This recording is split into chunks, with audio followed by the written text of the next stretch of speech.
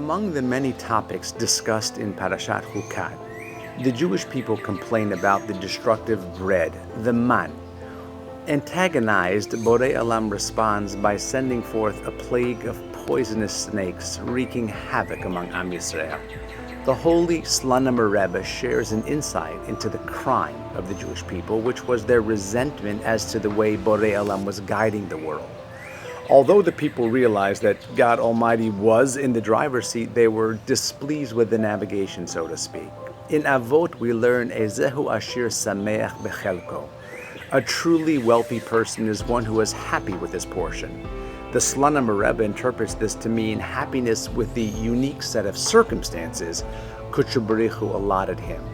Often pain with bitter changes, our instinct is to change the difficulties. Yet if we are able to see a particular situation as temporarily or permanently unchangeable, the real test is changing ourselves while addressing the obstacle. In essence, it's imperative for us to acquire the skill of embracing unalterable circumstances in order to foster personal growth. Allow me to share by way of an amazing story told by Rabbi Spiro. When the Hafetz Chaim became of age, a rotation of Bachurim was set up in groups of 2 to accommodate his wishes, the few that there were. They also served as gatekeepers to ensure no visitors entered his home, regardless of the circumstances.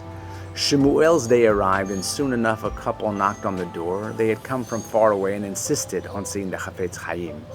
They had advised the matter was urgent and simply refused to be turned away.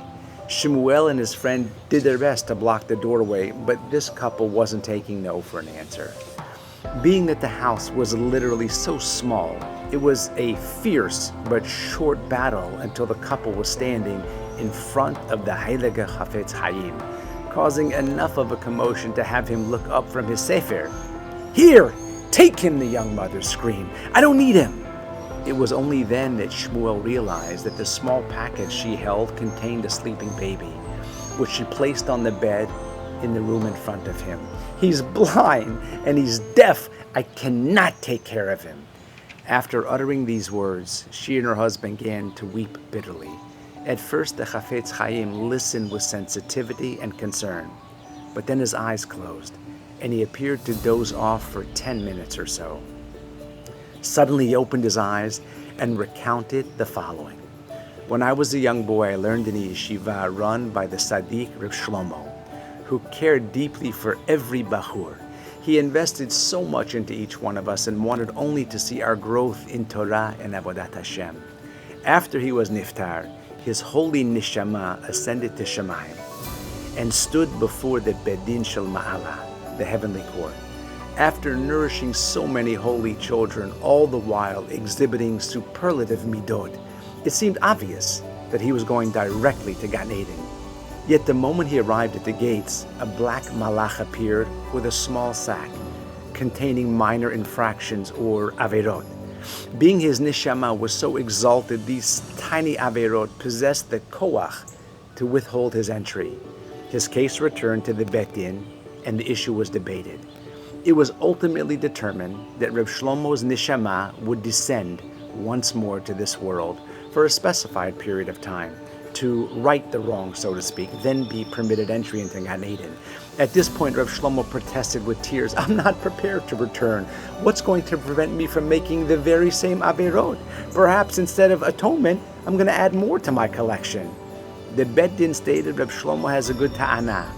Further conversation ensued, and it was determined that Reb Shlomo would come down again, but without the ability to do averot. The Hafetz Chaim paused the story, and with the help of Shemuel and his friend, he rose from his chair. He took a few slow steps. Towards the child he walked lying on the bed, and he called out, "Baruch haba, Rav Shlomo, Baruch haba." With a heart-rendering cry, the mother made her way back to the child, held him close. In a choked voice, she pronounced, "I can do it. I can raise you. I will protect you. I will cherish you with all of my koach." The woman and her husband thanked the Hafetz Chaim and returned home to raise their beautiful child. In the grand scheme, our knowledge, it's minuscule.